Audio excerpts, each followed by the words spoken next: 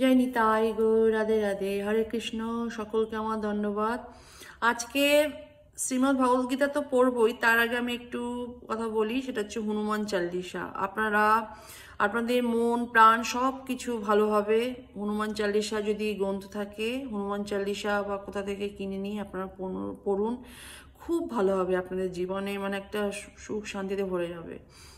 ভগবান রামচন্দ্রেরই ভক্ত ছিল হনুমান, সংকটমোচন মহাবলী হনুমান। জয় বজরংবলী। তো এই বজরংবলী দেখুন, এই হচ্ছে সংকটমোচন। যদি এই গ্রন্থটা পান আপনারা কিনে পড়ুন, প্রতিদিন পড়ুন, আপনাদের সব কিছু ভালো হয়ে যাবে। জয় নিতাই গৌর, রাধে রাধে। জয় হনুমান সংকটমোচন মহাবলী। আমি পড়ছি, তারপরে শ্রীমদ্ ভগবদ গীতা শুরু করব। শ্রী হনুমতে নম। শ্রী হনুমান চাল্লিশা। জয় হনুমান বজরংবলী কি জয়। শ্রী হনুমতে নম। হনুমান চালিসা দোহা। শ্রী গুরু চরণ সরজ রজ নিজ মন মুকুরু সুদারি বরুণ রঘু বিমল যশু দায়ক ফলচারী বুদ্ধিহীন তনু জানিকে সমরী পবন কুমার বল বুদ্ধি বিদ্যা দেও মই হর কলস বিকার। শ্রীগুরুর চরণরূপ কমলের পরাগের দ্বারা, অর্থাৎ শ্রীগুরুর চরণধূলির দ্বারা নিজের মনোরূপ দর্পণ পরিষ্কার করে নিয়ে রঘুবর শ্রীরামচন্দ্রের বিমল যশ বর্ণনা করতে প্রবৃত্ত হচ্ছে।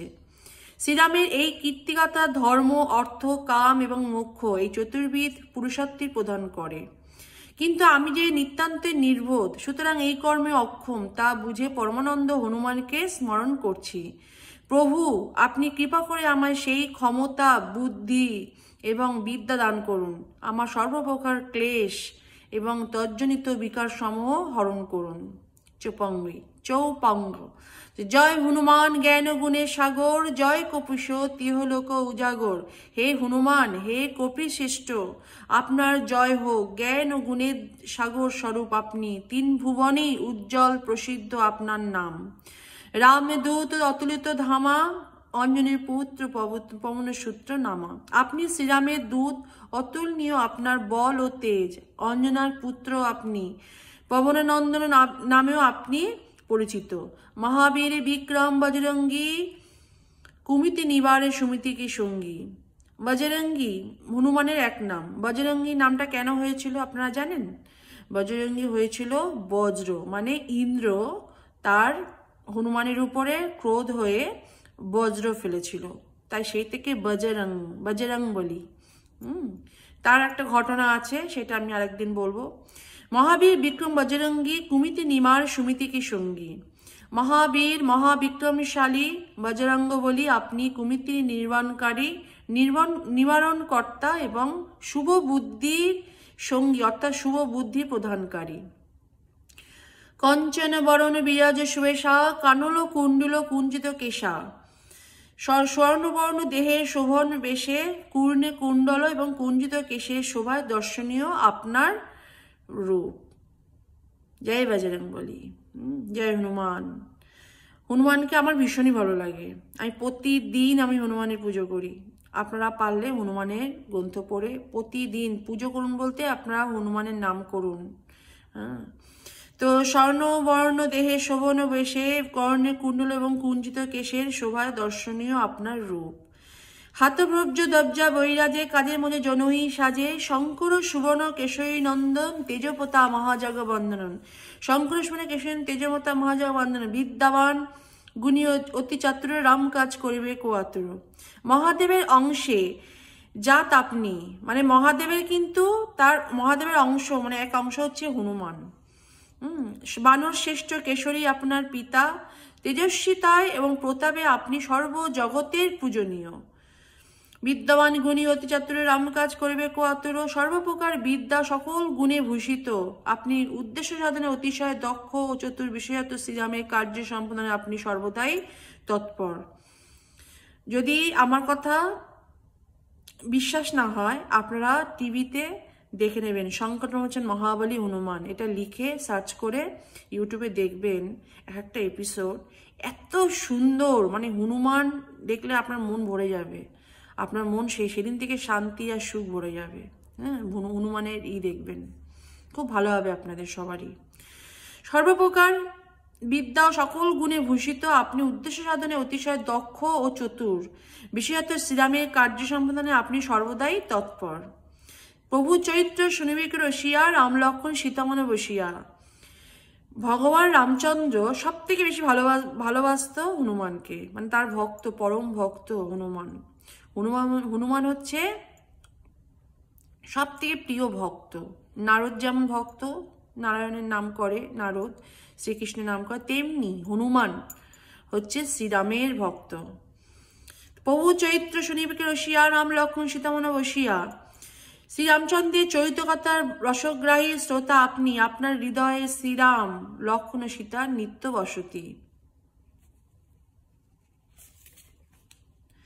সূক্ষ্ম রূপ ধরি শিবে দিখাওয়া, বিক্রূপ লঙ্কা ভীম রূপ ধরে সংগ্রাম রামচন্দ্রের কাজ সবারে। সীতাদেবীর কাছে আপনি ক্ষুদ্র দেহ ধারণ করে দেখা দিয়েছিলেন, লঙ্কা দহনের সময় বিকট আকার ধারণ করেছিলেন। আপনারা সবাই রামায়ণ দেখেছেন নিশ্চয়ই, তাই রামায়ণের মধ্যে এগুলো সব দেখতে পাবেন। তারপরও এই গন্ধটা পড়লে আপনাদের মন প্রাণ ভালো হয়ে যাবে। বিকট আকার ধারণ করেছিলেন বা রাক্ষসদের সংহারকালে আপনার রূপ অতি ভয়ঙ্কর। এইভাবে শ্রীরামচন্দ্রের কার্যোদ্ধারের জন্য আপনি বিভিন্ন সময় বিভিন্ন রূপ ধারণ করেন। লাই সজীবন লক্ষণ জিয়ায়ে শ্রী রঘুবীর হর্ষ লাই রঘুপতি কিনই ভগত বরাই তুম মম প্রিয় ভগত সমভাই সহস মদন তুমর যশ গব যশ করে শ্রীপতি কণ্ঠ লাগাই বই। হনুমান চাল্লিশা আপনারা প্রতিদিন পড়ুন, আপনাদের ভালো হবে। মৃত্যুঞ্জয় মৃত্যু সঞ্জীবনী ওষুধি নিয়ে এসেছিলেন, আপনি লক্ষণকে পুনর্জীবিত করেন। আপনার এই অসামান্য কর্মকুশলতা দর্শনে আনন্দিত চিত্তে শ্রীরাম আপনাকে বক্ষে জড়িয়ে ধরেন। রঘুপতি আপনার অশেষ প্রশংসা করেন এবং বলেন, তুমি ভরতের মতোই সব থেকে শ্রেষ্ঠ, আমার প্রিয় ভ্রাতা। আমি সহস্র বদনে তোমার যশ কীর্তন করি। এই কথা বলে শ্রীরাম আপনাকে কণ্ঠলগ্ন করেন। সনকাদি ব্রহ্মাদি মুনিষা নারদ শারদ সহিত হিসা জমকুমে দিকপাল যাতে কবি কবিদি কোয়েশকে কোয়াতে তুম উপকার সুগ্রবহি কিনাহা রাম মিলায় রাজপথ দিনাহা। ব্রহ্মাদি দেবশ্রেষ্ঠগণ, স্বয়ং দেবী সরস্বতী, সনকাদি মুনি চতুষ্টয়, অনন্তরাগ, নারদ সহ অন্যান্য ঋষিবৃন্দ, যম কুবেরাদি দিকপালগণ, কবিশ্রেষ্ঠ তথা জ্ঞানবৃন্দ আপনার মহিমা বর্ণনা করতে উঠতে পারেন না। আপনি সুগ্রীবের সঙ্গে রামের মিলন ঘটিয়ে তাকে রাজপদে পুনঃপ্রতিষ্ঠিত করে তার পরম উপকার সাধন করেছিলেন। তুমহারে মন্ত্র বিভীষণ মানা লঙ্কেশ্বরের ভয়ে সব জানা। বিভীষণে আপনার পরামর্শ মেনেছিলেন এবং তার ফলে পরিণামে তিনি লঙ্কার রাজা হয়েছিলেন, অধীশ্বর হয়েছিলেন। এই কথা এই জগতের সকলেই জানে। যুগ সহস্র যোজনা পরে ভানু ইল্ল তাই মধুরে ফল জানু বহু মুদ্রিকা মুলুমেকে মাখি জল দিলে বহু মুদ্রি মিলি মুখ মাহি জলদি লাগি গায়ে আচরে নারী। বিভীষণ আপনার পরামর্শ মেনেছিলেন, তার ফলে পরিণামে কি হয়েছিল? সহস্র সহস্র যোজন দূরে অবস্থিত যে সূর্যদেব, তাকে আপনি মিষ্ট ফলগ্রাণ গ্রহণ করতে উদ্যত হয়েছিলেন। প্রভু মুদ্রিকা মিলিমুখ মাহি জলদি লাগি গয় অচরে নাহি। প্রভু শ্রীরামচন্দ্রের নামাঙ্কিত অনঙ্গীয়ভাবে অঙ্গুরীয়ক মুখের মধ্যে নিয়ে আপনি সাগর লঙ্ঘন করে পরস্পরে পরপার করে গিয়েছিলেন। এতে আশ্চর্যের কিছুই নেই, কারণ বালক কালেই আপনি এক উৎস্ফলনে সূর্যের সমীপে পৌঁছেছিলেন। মানে সূর্যকে হনুমান কি করেছিল? খেয়ে নিয়েছিল। পুরো মুখের মধ্যে সূর্যকে নিয়ে নিয়েছিল। দুর্গম কাজ জগৎ থেকে যেতে সুগম অনুগ্রহ তোমার তেতে। জগতে যত দুষ্কর কাজ আছে সবই আপনার কৃপায় সহজসাধ্য হয়ে ওঠে। রাম দুয়ারে তুমর কবারে হতো না আজ্ঞাবেনু পরিসারে সবসুখ লোহি তোমারই সহনা, তুমি রক্ষক কাউকে ডরো না। শ্রীরামের দ্বারে আপনি রক্ষক, আপনার অনুমতি ব্যতীত কেউ সেখানে প্রবেশ করতে পারে না। অর্থাৎ আপনার কৃপা ব্যতীত ভগবান রামের প্রতি ভক্তি লাভ হয় না। হনুমানের কৃপা না হলে রামের কোনো কৃপা পাবেন না। সুতরাং রামের আগে হচ্ছে ভক্তকে ভালোবাসতে হবে। সেই ভক্ত হচ্ছে হনুমান, বজরংবলী। সব সুখ লোহি তোমারই শরণা, তুমি রক্ষক কাউকে ডরো না। আপন তেজ সমর আপই তিনি লোক হাকত কাপই ভূত বিশেষ নিকট নয় আবে মহাবীজ আপনার শুনাই বই। যে আপনার শরণ নেয় সে সর্বসুখ লাভ করে। আপনি যাকে রক্ষা করেন কারোর কাছ থেকে তার ভয় থাকে না। আপনার তেজ একমাত্র আপনি স্মরণ করতে পারেন, অন্য কেউ আপনার তেজ নিবারণ করতে পারে না। আপনার হুঙ্কারে ত্রিভুবন কম্পিত হয়। মহাবীর হনুমানের নাম যখন যেখানে উচ্চারিত হয় ভূত পিশাচাদি সেই স্থানের নিকটেও আসতে পারে না। ভূত পিশাচ নিকট নাই আবে মহাবীর জপ নাম শুনাইবই।